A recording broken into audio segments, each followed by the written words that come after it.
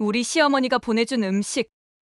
그거 소나 돼지 키우던 사람이 만든 음식이잖아. 그딴 거 집에 들이기도 싫어.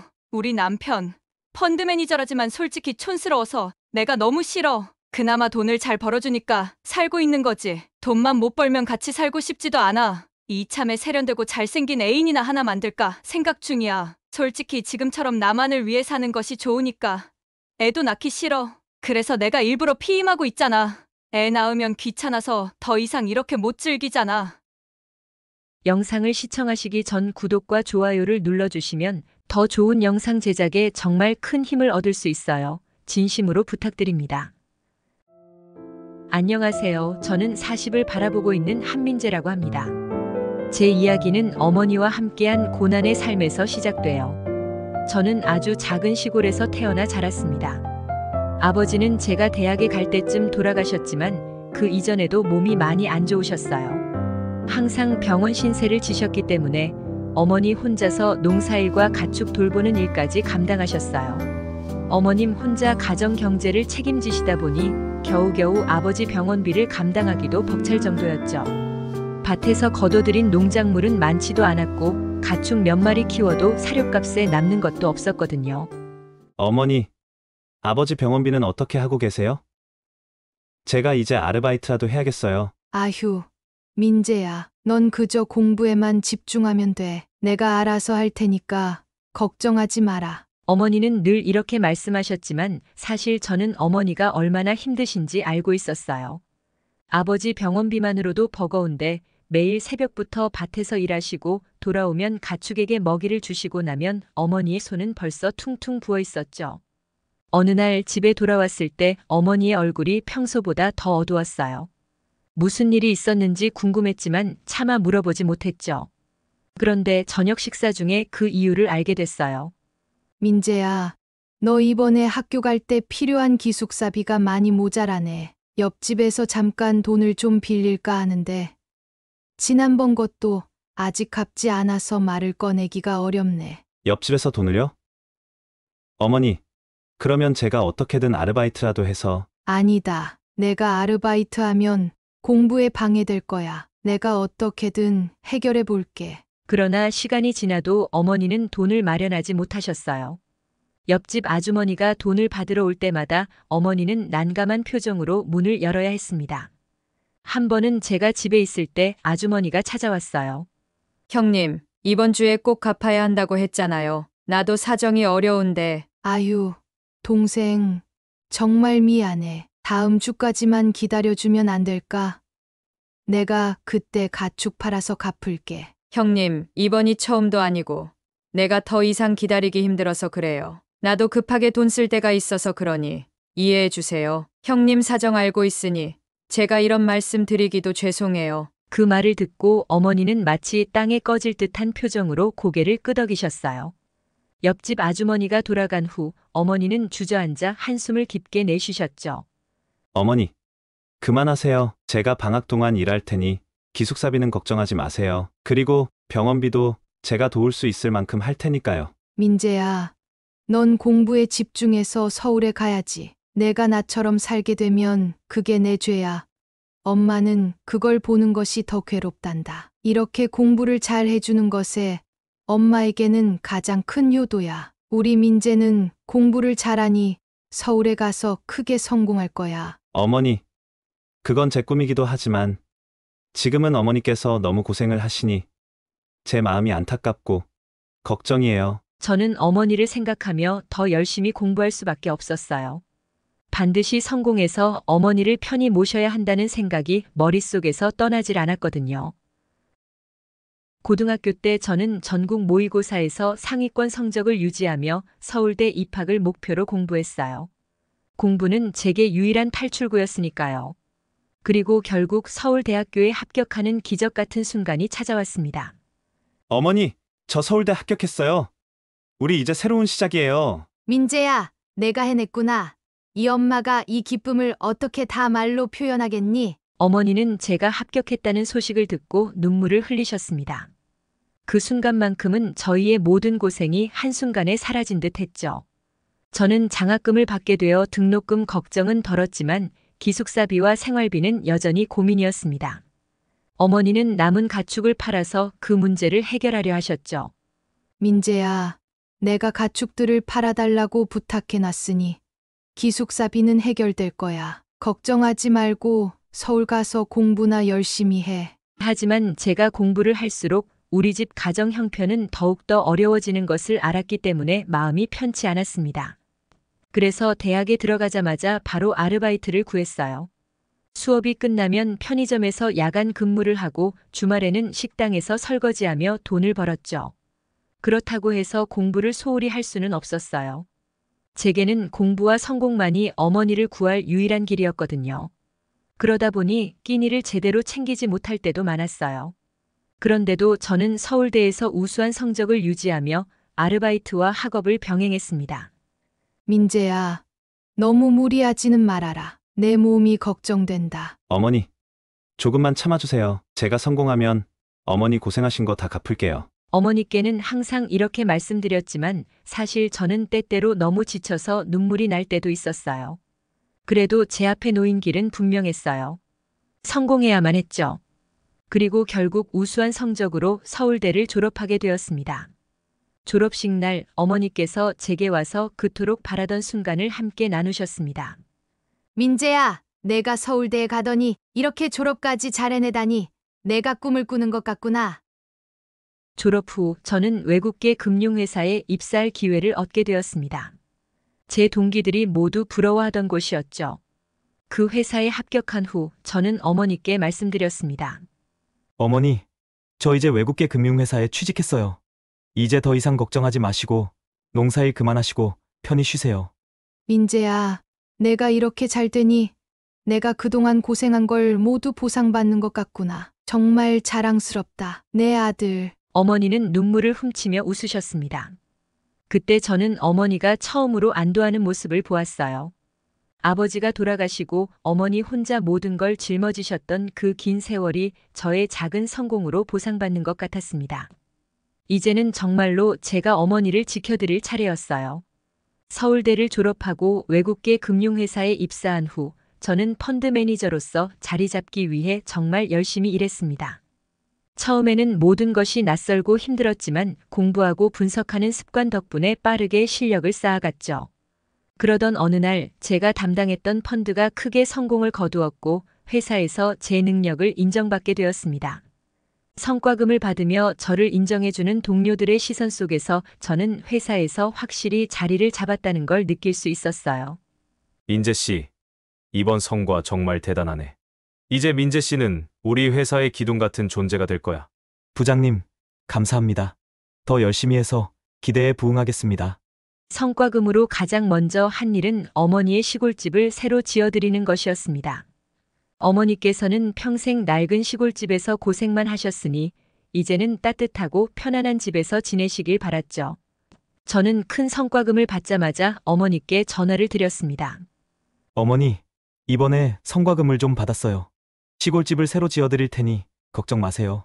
이제 고생 끝이세요. 아이고, 민재야. 내가 그 돈 벌려고 얼마나 고생했는데 엄마는 이 집도 괜찮으니 너를 위해 다른 데 쓰거라. 아니에요, 어머니.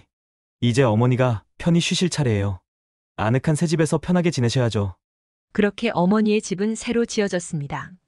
어머니는 처음에는 손사래를 치셨지만 새 집이 완성되고 나서는 한없이 기뻐하셨습니다. 저는 어머니가 편안해지시는 모습을 보고 비로소 마음이 조금 놓였죠. 그렇게 회사에서 승승장구하며 일하던 어느 날 상사인 강 부장님이 뜻밖의 이야기를 꺼냈습니다. 민재 씨, 결혼 생각은 없나? 내 여동생 친구 중에 참 괜찮은 사람이 있는데 소개해 줄까? 아, 결혼이요? 아직 결혼은 생각해 본 적이 없어서요. 한번 만나봐. 수진이라고 서울에서 자랐는데 내 동생이 성실하고 좋은 사람이라고 하더라고. 좋은 남자 없냐고 묻는데 민재 씨가 떠올랐어. 저는 부장님의 권유로 수진이라는 여자를 소개받기로 했습니다. 서울 출신의 수진은 차분하고 부드러운 인상을 풍기며 처음부터 저의 호감을 사기 시작했어요. 처음 만났을 때 그녀는 서울에서 태어나고 자란 이야기와 시골에 대한 동경을 이야기하더군요. 저는 서울에서 나고 자랐어요. 하지만 시골에 대한 동경이 항상 있었어요. 어릴 적부터 자연 속에서 살아보고 싶다는 생각을 많이 했거든요. 그 말을 들었을 때 저는 깜짝 놀랐습니다.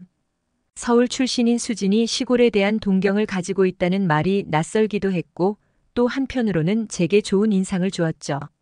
정말요? 서울에서 자라셨는데 시골 생활을 동경하셨다니 신기하네요. 저는 시골에서 자라서 그런지 그 생활이 쉽지만은 않다고 생각했거든요. 그래도 저는 시골의 그 따뜻한 분위기와 소박한 삶을 좋아해요. 민재 씨 어머님께서 시골에서 지내신다고 하셔서 저도 그곳에 자주 가서 어머님도 뵙고 시골의 삶을 경험하고 싶어요. 수진의 말 한마디 한마디는 진심이 느껴졌습니다.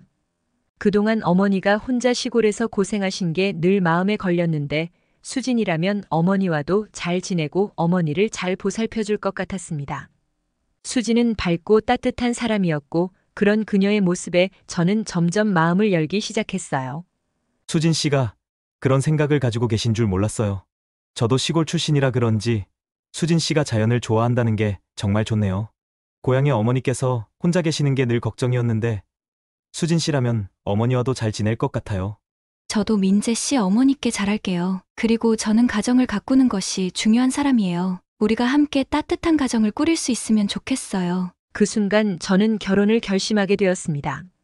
수진은 어머니를 존중해 줄 뿐만 아니라 가정적인 성격을 가지고 있었기 때문에 저와 함께 따뜻한 가정을 꾸려나갈 수 있을 거라고 믿었죠. 결국 우리는 결혼을 약속하게 되었습니다. 어머니께 수진에 대해 말씀드렸을 때 어머니도 기뻐하셨습니다. 어머니, 저 결혼하려고요. 수진이라는 사람인데 저를 사랑하고 잘 이해해주는 사람이에요. 어머니께도 소홀함 없이 잘 돌봐드릴 수 있는 사람이에요. 아이고, 민재야. 이제 너도 가정을 꾸리게 되는구나. 엄마는 너희만 행복하게 살아가면 더 바랄 게 없구나. 어머니는 수진이가 제 곁에 있다는 말에 한없이 기뻐하셨고 저는 어머니의 행복한 모습을 보며 마음이 더 편해졌습니다. 이제 어머니도 저도 모두 새로운 시작을 맞이할 준비가 된 것 같았어요. 수진은 서울에서 자랐지만 가정 형편이 넉넉한 편은 아니었습니다. 하지만 그 점이 저에게는 전혀 문제가 되지 않았어요. 저 역시 시골에서 자랐고 부유하지 않은 가정에서 자라왔기 때문에 오히려 수진의 상황을 이해할 수 있었습니다. 우리는 그 어떤 화려한 결혼식보다 서로를 이해하고 존중하는 마음으로 결혼을 준비했죠. 민재 씨, 우리 집 형편이 넉넉하지 않아서 풍족하게 혼수를 준비할 수 없어서 미안해요. 수진 씨, 저는 그런 걸 중요하게 생각하지 않아요. 우리가 함께 행복하게 시작하는 게 더 중요한 거잖아요. 제가 이미 집도 마련했고 그곳에서 생활하고 있으니 별로 준비할 것도 없어요. 제가 이미 마련하여 살고 있는 집에 수진이 간단한 혼수 몇 가지만 장만해 와서 신혼생활을 시작하게 되었습니다. 수진은 처음부터 알뜰하게 가정을 꾸리며 저를 잘 챙겨주었고 그런 그녀의 모습이 참 고마웠어요. 결혼 후에도 수진은 언제나 저를 배려하고 작은 일 하나까지도 신경 써서 챙겨주었습니다. 수진 씨, 오늘 저녁 정말 맛있었어요. 당신 덕분에 매일 집에 오는 게 즐거워요.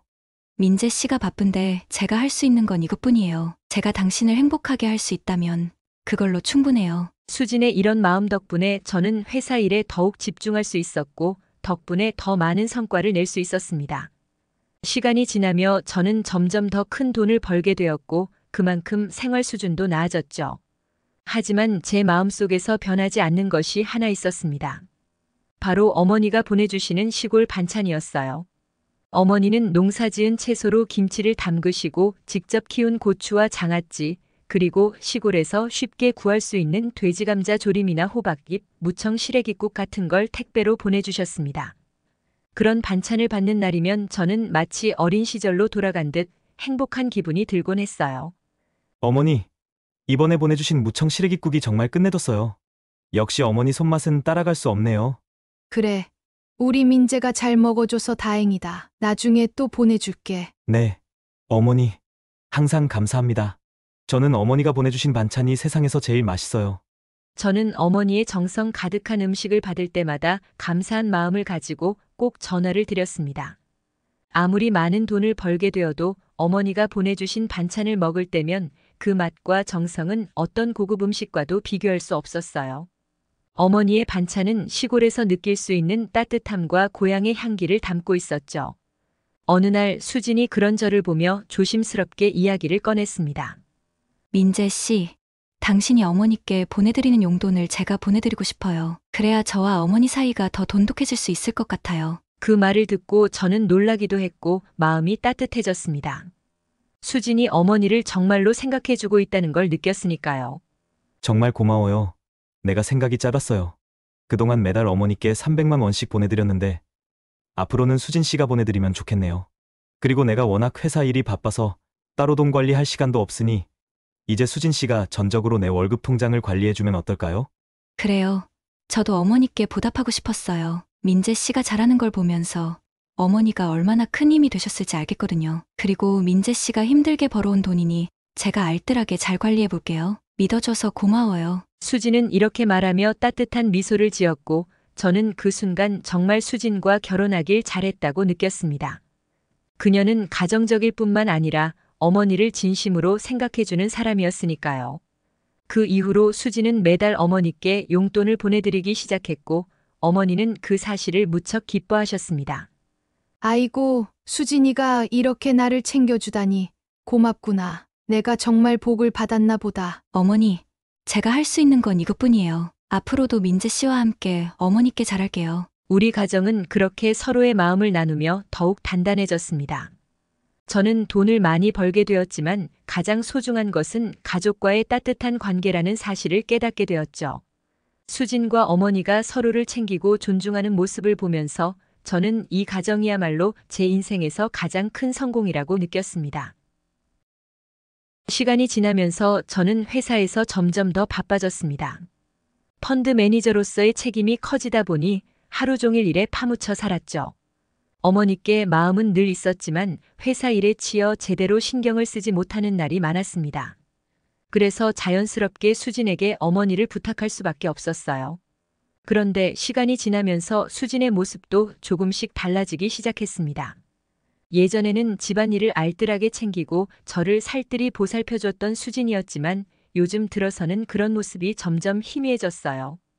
어느 날 퇴근 후 집에 들어가니 거실이 어수선했습니다. 아침에 먹었던 그릇들이 여전히 식탁 위에 그대로 남아 있었고 수지는 소파에 앉아 스마트폰에 깊이 빠져 있었습니다. 그녀는 마치 주변에 무슨 일이 벌어지든 신경 쓰지 않는 듯한 모습이었어요. 수진 씨, 요즘 집안에 신경을 좀 덜 쓰는 것 같아요. 무슨 일이 있어요? 평소엔 항상 집이 깔끔했는데 요즘은 정리도 잘 안 되는 것 같고. 수지는 잠시 스마트폰에서 눈을 떼더니 피곤한 표정으로 대답했습니다.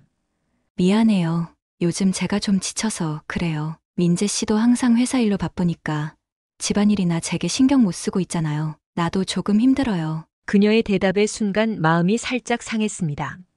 저도 바빠서 집안일을 많이 못 돕긴 했지만 수진이 예전 같지 않다는 사실이 신경 쓰였거든요. 하지만 일에 지친 그녀를 더 몰아붙이고 싶지 않아서 더 묻지는 않았습니다. 그렇다고 상황이 나아지진 않았어요. 집안일은 점점 쌓여갔고 식사도 점점 간단하게 해결하는 일이 많아졌습니다. 결혼한 지 한참이 지나도 아이가 생기지 않아 저는 내심 신경이 쓰였어요. 회사나 친구 모임을 나가면 항상 아이들이 얼마나 귀여운지 자랑하는 모습을 볼 때마다 우리에게도 얼른 아이가 생겼으면 좋겠다고 바라고 있었거든요. 저는 조심스럽게 아이에 관한 이야기를 꺼냈습니다. 요즘 들어서 자꾸만 미래에 대해 생각하게 되는 건 우리 가정에 무언가가 부족하다는 느낌 때문이었을지도 모르겠어요. 수진 씨, 우리 아이는 언제쯤 가질 수 있을까? 이제 우리도 결혼한 지 꽤 됐잖아. 수지는 살짝 놀란 듯 스마트폰을 내려놓고 저를 바라봤습니다. 아이에 관한 이야기를 제가 먼저 꺼낼 줄은 몰랐나 봅니다. 나도 그 생각하긴 했는데 뭐 아직 준비가 안 된 걸까? 계속 노력하고 있는데 아직 소식이 없으니 저도 걱정하고 있었어요. 그녀의 말투는 크게 공감하는 듯 했지만 어딘가 깊은 고민이 느껴지지 않는 듯 했습니다. 저는 그 말을 듣고 조금 더 진지하게 이야기를 이어갔습니다. 수진 씨, 난 정말로 우리 가정에 아이가 있으면 좋겠어. 아이가 있으면 우리 둘 사이도 더 돈독해지고 어머니도 손주 보시면 얼마나 좋아하시겠어. 요즘 아이 생각이 많이 들어서 혹시 다른 이유가 있는 건지 병원에라도 가볼까? 수진은 잠시 망설이더니 제게 맞장구를 쳤습니다. 그래. 병원에 가보는 것도 나쁘지 않겠네요. 사실 나도 걱정이 되긴 해요. 우리 둘이 해결할 수 있을지 모르겠지만 병원에서 진단받으면 조금 더 명확해지겠죠. 그녀는 맞장구를 치긴 했지만 저만큼 깊은 걱정을 느끼고 있는 건 아닌 것 같았습니다. 아이에 대해 제 열망은 더 커지고 있었지만 수지는 그저 저를 공감해주며 맞추고 있다는 느낌이 들었죠. 시간이 지나면서 어머니께서 보내주시던 반찬이 점점 뜸해지기 시작했습니다. 예전 같았으면 택배로 도착하는 어머니의 반찬들이 냉장고를 꽉 채웠을 텐데 요즘은 그런 택배가 오지 않았습니다. 그날 저녁 수진이 식탁에 백화점에서 사온 반찬들을 늘어놓으며 말을 꺼냈습니다. 요즘 어머님도 매우 바쁘시고 힘드신 것 같아요. 반찬을 잘 못 챙겨주셔서 대신 내가 백화점에서 반찬을 사왔어요. 이 정도면 괜찮죠? 저는 잠시 식탁을 보며 멍해졌습니다. 깔끔하게 포장된 백화점 반찬들은 나쁘지 않았지만 그 반찬에서 어머니의 맛은 느낄 수 없었어요. 어머니가 시골에서 직접 농사지어 담근 김치나 손수 만든 장아찌, 무청 시래기국 같은 음식들은 제게 고향의 따뜻함을 전해줬지만 백화점 반찬은 그저 겉으로 보기엔 좋아 보일 뿐이었습니다. 고마워요, 수진 씨. 그런데 어머니가 보내주신 반찬이 그리워요. 그 맛이 생각나네요. 수지는 가볍게 웃으며 대답했습니다. 알죠. 그런데 어머님도 연세가 있으시니까 너무 기대하지 말고 우리가 이해해야죠. 당신도 어머니를 생각해서라도 어머니께 반찬 부탁은 하지 말아요. 요즘은 백화점 반찬도 괜찮더라고요. 편하고 맛도 좋아요. 그녀의 말은 틀린 건 아니었지만 왠지 그날따라 더 허전한 느낌이 들었습니다. 식탁에 놓인 반찬들도 수진과 나 사이에 흐르는 공기도 어딘가 달라져 있다는 걸 느끼게 했죠. 나는 여전히 어머니의 정성과 아이에 대한 기대하고 있지만 그런 기대들은 점점 멀어져 가는 것만 같았습니다. 어느 날 문득 어머니 생각이 나서 오랜만에 전화를 걸었습니다. 요즘 회사 일에 치여 바빠서 그런지 어머니와의 통화가 뜸해졌다는 생각이 들었죠. 전화를 받으신 어머니의 목소리는 평소와는 조금 달랐습니다. 약간 걱정스러운 듯 차분하면서도 뭔가를 망설이는 듯한 느낌이었어요. 민재야, 잘 지내니? 요즘 너무 바쁜 것 같더라. 괜찮은 거지? 네, 어머니. 회사 일이 좀 많아서 그렇지 잘 지내고 있어요. 어머니도 건강하시죠? 어머니의 질문에 저는 무심코 대답했지만 어머니의 목소리가 계속 제 마음에 걸렸습니다. 보통은 제가 잘 지낸다고 하면 그냥 안심하고 넘어가시는데 이번엔 또다시 제 안부를 물으시더군요. 그래, 그렇구나. 그런데 정말 괜찮은 거 맞지? 무리하고 있진 않은지. 엄마가 요즘 자꾸 민재 내가 걱정돼서 말이야. 어머니, 괜찮아요. 제가 좀 바빠서 자주 연락 못 드려서 그런가 봐요. 어머니는 진짜로 잘 지내고 계신 거죠? 아프시거나 하신 건 아니죠? 나야 뭐 잘 지내고 있지. 걱정 말고 너나 몸 잘 챙겨라. 일도 좋지만 건강이 제일 중요하다. 어머니의 목소리 속에 진짜로 잘 지내고 계신 것 같지는 않은 느낌이었지만 저는 일단 안심하려고 애썼습니다. 바쁜 생활 속에서 어머니를 제대로 챙기지 못한 것이 마음에 걸리면서도 회사 일에 다시 집중할 수밖에 없었죠. 며칠 후 회사에서 일을 하고 있는데 부장님이 저를 조용히 부르셨습니다. 보통 업무 관련 이야기일 때는 다소 엄중한 표정이었는데 이번에는 약간 미안해하는 표정이었습니다. 민재 씨, 요즘 괜찮은 거지? 네. 부장님, 다 잘 지내고 있습니다. 무슨 일 있으신가요? 부장님이 망설이듯이 잠시 뜸을 들이더니 조심스럽게 이야기를 꺼냈습니다. 사실 민재 씨는 항상 검소하게 생활하는 사람인 줄 알았는데 요즘 동생한테 수진 씨 SNS 이야기를 들었어요. 수진 씨가 명품 같은 걸 너무 많이 올린다더라고. 그래서 좀 의아하긴 해서 말이야. 민재 씨는 그런데 관심을 많이 쓰는 편은 아닌 것 같은데 동생이 수진 씨가 달라졌다고 느낀 것 같아. 그 순간 저는 당황했습니다. 수진이 SNS에 명품을 올린다는 이야기는 전혀 모르고 있었거든요. 회사 일 때문에 바쁘다 보니 수진이 어떻게 지내는지 신경을 못 쓴 상태였기 때문에 부장님의 말은 저를 멍하게 만들었습니다. 수진이 SNS예요? 명품이라니 전혀 몰랐습니다. 제가 좀 바빠서 신경을 못 썼네요. 확인해 보겠습니다. 부장님의 미안한 표정 속에서 저는 아무렇지 않은 척 웃으며 대답했지만 속으로는 충격을 좀 받았습니다. 수진이 명품을 살 수는 있지만 친구가 걱정되어 부장님께 말했다는 것은 문제가 있다는 뜻이기 때문이죠. 제가 수진이를 믿고 있는 마음에 월급 통장을 맡겨서 잘 관리하고 있을 줄 알았는데 어쩌면 수진은 제 믿음과 다른 사람일지도 모른다는 생각이 문득 들었어요. 혼란스러운 마음을 안고 그날 일을 마쳤습니다. 퇴근 후 집으로 가는 길, 집 근처에서 이웃집 아주머니가 저를 반갑게 맞이하며 인사를 건넸습니다. 항상 친절하신 분이었지만 그날따라 그녀의 말은 제게 충격을 안겨주었습니다. 아이고, 민재 씨. 요즘 덕분에 우리 집이 반찬을 너무 잘 먹고 있네요. 수진 씨가 어머니 반찬을 우리한테 나눠주셔서 정말 호강하고 있어요. 어머니의 음식 솜씨가 어쩜 그렇게 좋으셔. 저는 순간 어리둥절했습니다. 어머니가 보내주신 반찬이 우리 집에 오지 않은 지 꽤 되었는데 그걸 이웃집에 나눠줬다는 사실이 믿기지 않았죠. 게다가 수진이 그 반찬을 알레르기가 있어서 나눠줬다는 말을 듣고는 더 기가 막혔습니다. 아, 그러셨군요. 요즘도 어머니 반찬 잘 드시고 계세요? 그럼요. 며칠 전에도 받았는데 정말 맛있더라고요. 수진 씨가 알레르기 때문에 못 먹는다고 나눠줬어요. 덕분에 저희가 호강하고 있죠. 저는 이웃 아주머니의 이야기를 들으며 내색하지 않으려 애썼지만 속으로는 엄청난 배신감을 느꼈습니다. 수진이 어머니가 정성껏 보내주신 반찬을 그냥 이웃집에 나눠줬다는 사실에 화가 치밀어 올랐습니다. 집안에서 함께 먹을 생각은커녕 알레르기 핑계로 넘겨버렸다는 게 기가 막혔죠. 이웃 아주머니가 나눠받은 걸 칭찬하니 도리어 그 상황에서 뭐라고 할 수도 없었습니다. 그랬군요. 어머니가 솜씨가 마음에 드셨다니 다행이네요. 저는 억지로 웃으며 맞장구를 쳐주었지만 머릿속은 복잡했습니다. 수지는 과연 어떤 생각으로 어머니의 정성 어린 반찬을 나눠줬을까?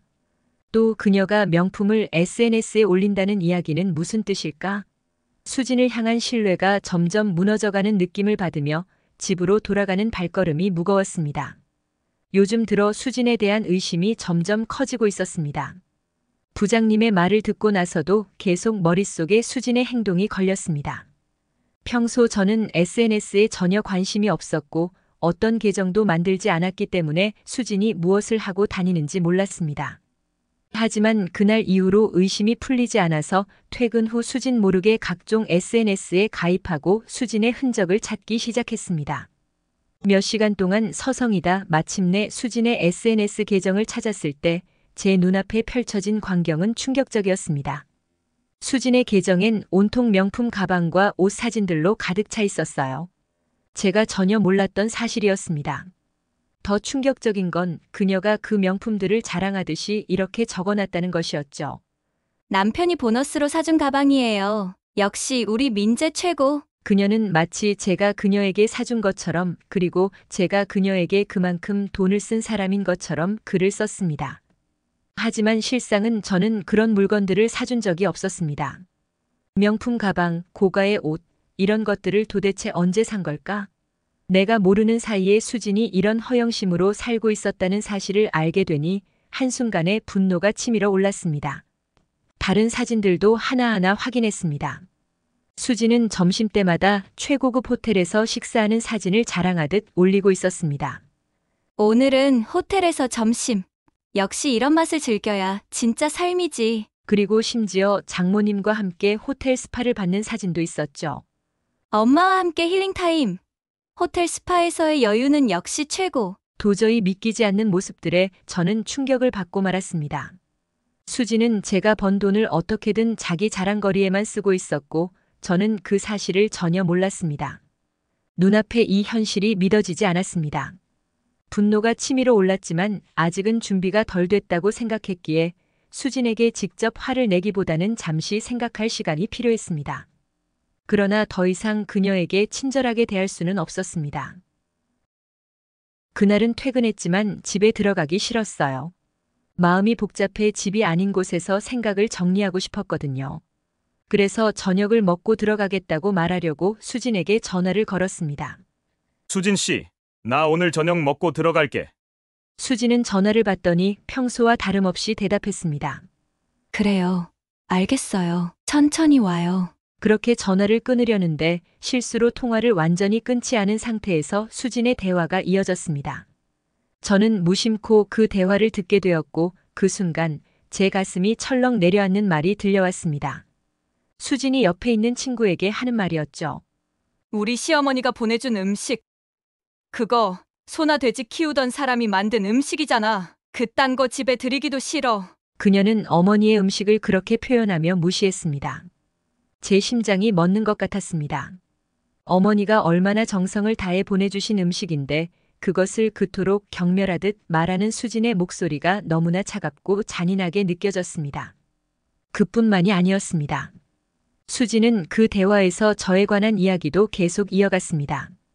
우리 남편 펀드 매니저라지만 솔직히 촌스러워서 내가 너무 싫어. 그나마 돈을 잘 벌어주니까 살고 있는 거지. 돈만 못 벌면 같이 살고 싶지도 않아. 이참에 세련되고 잘생긴 애인이나 하나 만들까 생각 중이야. 그 말을 듣는 순간 피가 거꾸로 솟는 듯한 분노가 치밀어 올랐습니다. 나와 가정을 함께 꾸리기 위해 결혼한 것이 아니라 수지는 그저 돈만을 보고 나와 살고 있었던 겁니다. 내가 열심히 일해서 번 돈이 그녀의 허영심을 채워주기 위한 도구였다는 사실이 가슴을 후벼 팠습니다. 그리고 마지막으로 들려온 수진의 말은 저를 절망에 빠뜨렸습니다. 솔직히 지금처럼 나만을 위해 사는 것이 좋으니까. 애도 낳기 싫어. 그래서 내가 일부러 피임하고 있잖아. 애 낳으면 귀찮아서 더 이상 이렇게 못 즐기잖아. 수진의 이 말에 저는 더 이상 아무것도 생각할 수 없었습니다. 아이를 갖고 싶다고 했던 저의 바람마저 그녀에겐 그저 피우곤 함과 불편함의 대상이었던 겁니다. 아이를 원하지 않으면서도 저를 속여왔고 심지어 자기 혼자만의 이익을 위해 피임을 해왔다는 사실을 알고 나니 배신감이 몰려왔습니다. 저는 전화를 끊고 한참 동안 자리에 서 있었습니다. 모든 사실을 알게 된 지금 제 머릿속은 혼란으로 가득 찼습니다. 분노가 치밀어 올랐지만 지금은 그 분노를 폭발시키지 않기로 결심했습니다. 대신 내심 차갑게 다가오는 결심이 있었습니다. 수진에게 나의 신뢰는 완전히 무너졌습니다. 그렇게 회사에서 나와 거리를 방황하고 있는데 휴대폰이 울렸습니다.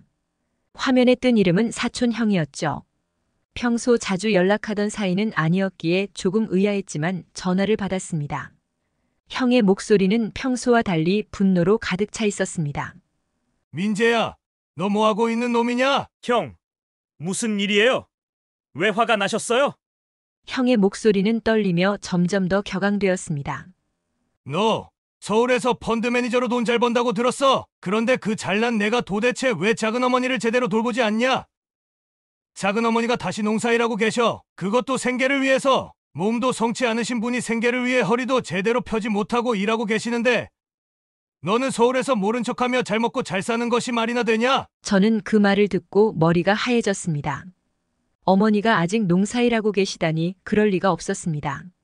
그동안 저는 어머니가 편히 쉬고 계신 줄로만 알았는데 형의 말은 너무 충격적이었어요. 형, 무슨 말씀이세요? 어머니가 농사를 짓고 계시다니요? 그럴 리가 없어요. 저는 매달 돈을 보내드리고 있었어요. 돈? 내가 돈을 보내고 있다고? 그러면 왜 작은어머니가 생계를 위해 다시 농사일하고 계시는데 너는 그렇게 성공해놓고 은혜도 모르는 놈 아니냐? 작은어머니가 너를 어떻게 키우셨는데 내가 진짜 불효자야. 너한테 너무 실망했어. 사촌 형의 말을 듣고 저는 모든 게 혼란스러웠습니다. 당장 어머니께 내려가 확인해야겠다는 생각이 들었습니다. 나는 서둘러 짐을 챙겨 고향으로 향했어요. 마음속에선 수많은 의문이 떠올랐지만 정작 어머니를 뵙기 전까지는 확실한 답을 얻을 수 없었죠. 고향집에 도착하자 어머니는 깜짝 놀라며 저를 반기셨습니다. 어머니의 얼굴은 평소와 다르지 않아 보였지만 저는 어딘가 깊은 피로가 깃든 눈빛을 감지했습니다. 민재야, 갑자기 웬일이니? 이렇게 갑작스레 내려오다니. 회사 일은 어쩌고? 저는 한참 말문이 막혔습니다. 어머니에게 무엇부터 물어봐야 할지 모르겠더군요. 결국 조심스럽게 입을 열었습니다. 어머니, 사촌 형이 그러는데 어머니가 다시 농사일하고 계신다고 그게 사실인가요? 어머니의 얼굴이 순간 굳어지셨고 잠시 말을 잇지 못하시더군요. 그러다가 애써 미소를 지으시며 말씀하셨습니다. 아이고, 그게 뭐 대단한 일이라고. 그냥 심심해서 조금 하는 거지. 너 걱정할 필요 없어. 나는 알아서 잘 지내고 있으니 신경 쓰지 말아라. 그렇지 않아도 회사 일이 힘들 텐데. 그러나 어머니의 말을 그대로 믿을 수가 없었습니다.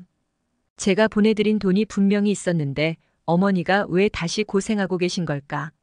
속에서 억눌린 분노와 슬픔이 치밀어 올랐습니다. 저는 끝내 어머니의 손을 꼭 잡고 다시 물었습니다. 어머니, 정말 무슨 일이 있었던 거죠? 형이 어머니가 돈을 벌려고 힘들게 농사일하고 계신다고 했어요. 도대체 왜 그러시는 건가요? 어머니, 수진이가 매달 돈을 보내드렸잖아요. 그때 어머니는 잠시 저를 바라보다 한숨을 깊게 쉬며 눈물을 흘리기 시작하셨습니다. 수진이가 그러더라. 내가 회사에서 큰 실수를 해서 큰 빚을 졌다고. 그래서 돈을 보낼 수 없다고 하더구나. 나는 내가 잘못될까봐 그 걱정만으로도 가슴이 조마조마했어. 내가 도울 수 있는 건 아무것도 없고, 그래서 내가 다시 일을 하게 된 거야. 내가 그걸 알았을 때 널 더 도와주고 싶었는데. 그 말을 들은 순간 제 심장이 무너지는 소리가 들렸습니다.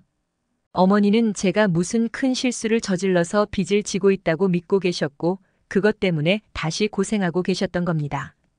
제 손을 꼭 쥐고 눈물을 흘리며 저를 걱정하시던 어머니의 얼굴을 보니 더 이상 참을 수가 없었습니다. 저는 잘못된 게 없어요. 회사에서도 잘하고 있고 돈도 잘 벌고 있어요. 그런 거 다 거짓말이에요. 수진이가 어머니께 정말 하지 말아야 할 짓을 했어요. 저는 어머니께서 이렇게 고생하고 계신 줄도 몰랐어요. 정말 죄송해요, 어머니. 저는 불효자예요. 제 잘못이에요.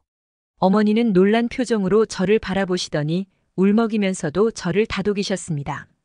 아니야, 민재야. 너만 괜찮으면 돼. 나는 아무것도 바랄 게 없어. 너만 잘 지내면 나는 그걸로 충분해. 어머니의 끝없는 사랑에 저는 더욱 가슴이 아팠습니다. 어머니는 자신이 연로하신 연세에 그렇게 힘들게 고생하셨음에도 불구하고 오로지 저의 안위를 걱정하고 계셨습니다. 수진이가 그러더구나.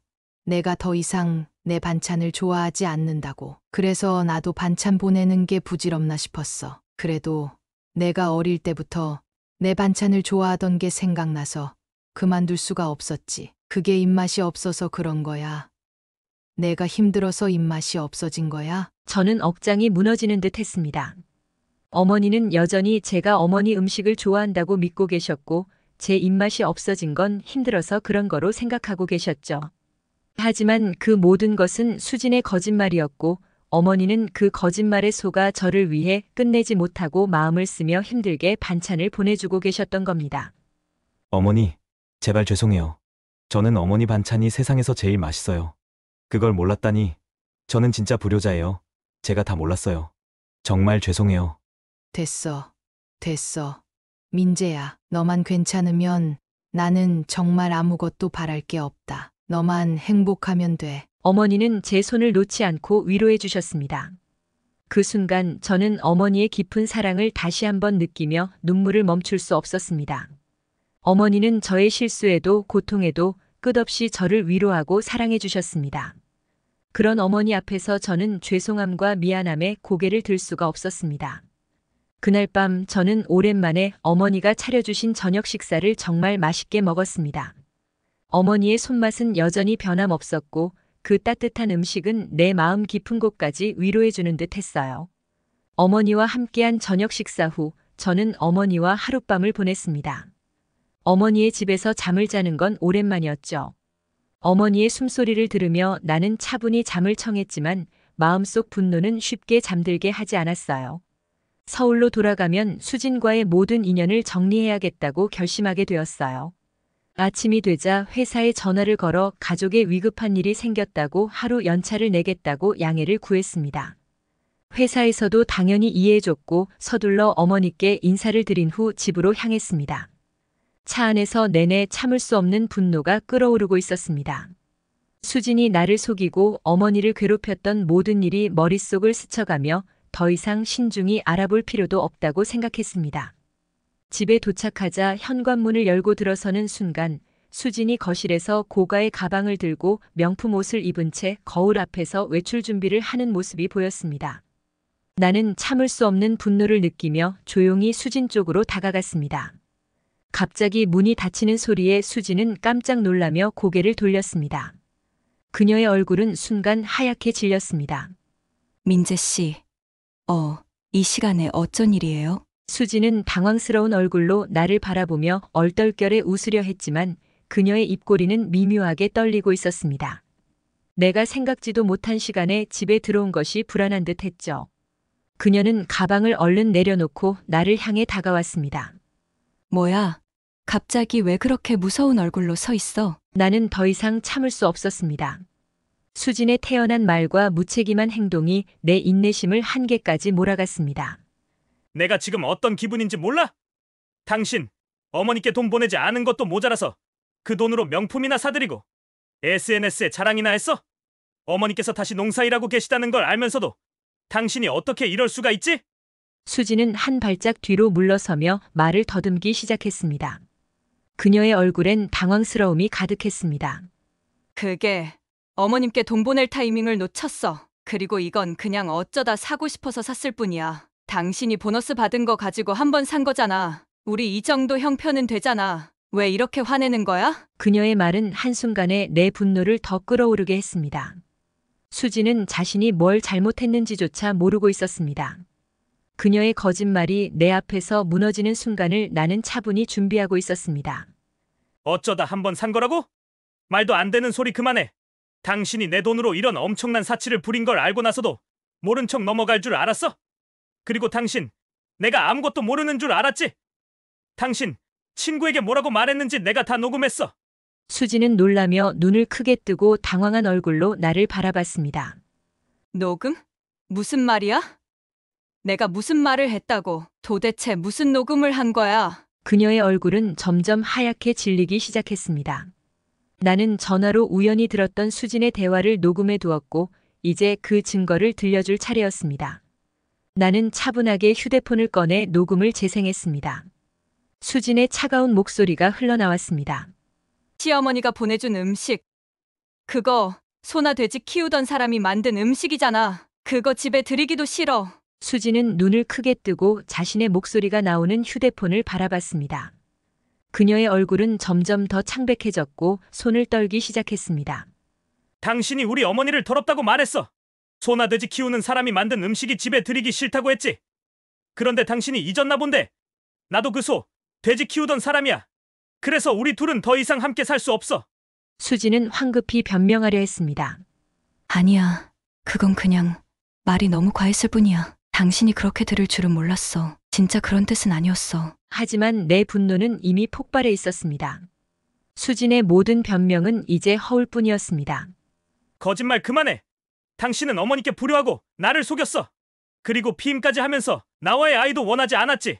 그러면서 명품을 사들이고 고가의 물건을 자랑하고 낭비했어. 내가 당신에게 줬던 모든 돈을 헛되이 쓰고 우리 가정을 망친 장본인이야. 수진은 점점 말을 잇지 못했고 그제야 진짜 위기감을 느낀 듯 눈물을 보였습니다.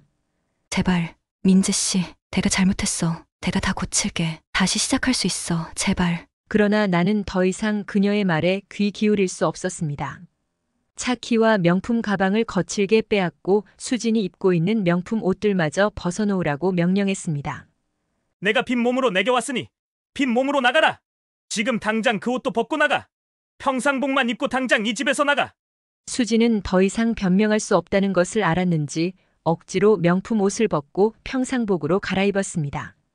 그녀는 더 이상 나를 바라보지도 못한 채 흐느끼면서 문 밖으로 나갔습니다. 그 순간 나는 그녀와의 모든 인연을 끊기로 결심했습니다. 그날 이후 수진은 집으로 돌아와 문을 두드리며 몇 날을 눈물로 용서를 구했습니다. 그녀의 울음소리가 문 너머에서 들려왔지만 나는 한 번도 문을 열어주지 않았습니다. 어머니를 속이고 어머니께 함부로 행동한 것을 생각하면 도저히 화가 치밀어 용서할 수 없었고 그녀의 눈물조차도 이제는 아무런 의미가 없었습니다. 나는 집안을 뒤져 수진이 결혼할 때 가져온 물건들을 모두 정리해 택배로 처가 집에 보냈습니다. 그와 동시에 이혼 절차를 진행했습니다. 가정법원에서 이혼 절차가 진행되는 동안 수진은 초라한 행색으로 나타났습니다. 그녀는 무너진 듯한 표정으로 내 앞에서 눈물을 흘리며 또다시 잘못을 빌었습니다. 민재 씨, 제발 한 번만 더 기회를 줘요. 내가 정말 잘못했어요. 당신 없이는 살 수 없어요. 하지만 나는 더 이상 그 말을 들을 이유도 필요도 없었습니다. 냉정하게 그녀를 뿌리치며 말했습니다. 촌스러운 나와 살 수 없는 것이 아니라 내 돈 없이 살 수 없는 거겠지. 당신은 이 결혼에 이바지한 부분이 없어. 오히려 어머니께 거짓말로 불효하고 낭비와 사치로 가정의 경제를 망쳤지. 그래서 재산 분할은 없어. 이 결혼 파탄의 모든 책임은 당신에게 있어. 재판에서 내 주장은 받아들여졌고 재산 분할 없이 이혼이 성립되었습니다. 나는 마지막으로 말했습니다. 당신이 사들인 명품들 바쁜 와중에도 다 팔아버렸어. 난 그 물건 꼴도 보기 싫었어. 이제 그 물건들이 당신에게 무슨 의미가 있었는지 생각해봐. 수지는 더 이상 나에게 매달릴 수 없었습니다. 법원에서 재판이 끝난 후 그녀는 한없이 무너진 듯한 얼굴로 초라하게 법원 문을 나섰습니다. 내가 믿었던 사람과의 관계는 완전히 끝났고 나는 그 모습이 사라지는 것을 차갑게 지켜보았습니다. 모든 것이 끝났다는 사실이 머릿속에 서서히 자리 잡기 시작했지만 그 여운은 쉽게 사라지지 않았습니다. 집으로 돌아오는 길 창밖으로 스쳐가는 풍경을 멍하니 바라보며 한동안 아무 생각 없이 앉아 있었습니다. 복잡했던 모든 일이 한꺼번에 정리된 듯한 기분이었지만 동시에 마음 한구석엔 허탈함도 있었습니다. 그동안 어머니께도 제대로 신경 쓰지 못하고 나 자신도 돌보지 못했던 시간을 떠올리니 무거운 감정이 밀려왔습니다. 하지만 그 순간에도 분명해진 것이 하나 있었습니다. 더 이상 수진의 허영심과 거짓말에 휘둘릴 필요는 없다는 점이었죠. 나는 이제 나를 위해 그리고 어머니를 위해 다시 살아갈 수 있었습니다. 마음속 깊은 곳에서부터 무엇보다도 어머니를 제대로 모시고 싶다는 생각이 강하게 들었습니다. 그날 밤 혼자 있는 텅 빈 집에서 나는 처음으로 평온함을 느꼈습니다. 그리고 그 순간 문득 어머니 생각이 나서 전화를 걸었습니다. 어머니, 저예요. 잘 지내고 계시죠? 전화기 너머로 들려오는 어머니의 목소리는 언제나처럼 따뜻했습니다. 하지만 그 따뜻함 속에는 여전히 나에 대한 걱정이 묻어 있었습니다. 민재야, 요즘 괜찮니? 내가 잘 지내는 것 같긴 한데 너무 무리하지는 말고. 어머니의 목소리를 듣는 순간 나는 다시 한번 큰 위안을 느꼈습니다. 어머니는 늘 나를 먼저 생각하셨습니다. 수진과 힘든 시간을 겪고 난 뒤 어머니의 이 말 한마디가 얼마나 큰 위로가 되는지 새삼 깨닫게 되었습니다. 네, 어머니. 사실 수진이랑은 더 이상 함께하지 않기로 했어요. 어머니께 거짓말하고 제게도 거짓말을 해서 결국은 헤어졌습니다. 어머니는 잠시 침묵하시더니 조용히 대답하셨습니다. 그래, 민재야, 그럴 줄 알았다. 수진이가 그런 여자가 아니라는 걸 진작 알았어야 했는데 좋은 인연은 아니었던 것 같구나. 그래도 이제 잘 헤어졌으니 더 이상 미련 두지 말고 새롭게 시작하면 돼. 그 말을 듣고 나니 그동안 억눌렸던 감정들이 풀리기 시작했습니다. 수진과의 결혼 생활은 이미 오래전에 깨졌어야 했던 관계였다는 사실을 나는 이제야 받아들일 수 있었습니다. 네, 어머니. 오히려 이제 혼자 지내니까 마음이 편해요. 회사 일도 더 잘 풀리고 있고요. 그리고 무엇보다 어머니와 이렇게 자주 통화하니까 더 안심이 되네요. 그 후로 나는 아무리 바빠도 2, 3일에 한 번은 어머니께 전화를 드리고 있습니다. 어머니께서는 여전히 나를 걱정하셨지만 이제는 나도 어머니와 나 자신을 제대로 돌볼 수 있게 된 기분이 들었습니다. 그리고 매달 예전보다 더 많은 용돈을 보내드리며 어머니께서 어려운 이웃들을 돕는 일을 마음 편히 하실 수 있도록 지원해 드리고 있습니다. 비록 텅 빈 집에서 혼자 지내지만 어머니께서 보내주시는 반찬을 먹을 때마다 마음속에 따뜻함이 차오릅니다. 그 반찬들 속에는 어머니의 사랑과 정성이 가득 담겨 있었고 그것만으로도 나는 충분히 풍요롭게 느끼며 살아갈 수 있었습니다. 여기까지 제 이야기를 들어주셔서 감사합니다. 참으로 많은 일이 있었고 그 과정에서 제가 놓쳤던 것들도 많이 깨달았습니다. 저 역시 이렇게 힘든 시간을 겪을 줄은 몰랐지만 결국 이런 고난들이 저에게 새로운 길을 보여줬습니다. 수진과의 결혼 생활이 무너지고 그로 인해 겪었던 상처와 배신은 쉽게 사라지지 않겠지만 그 속에서 저는 중요한 깨달음을 얻었습니다.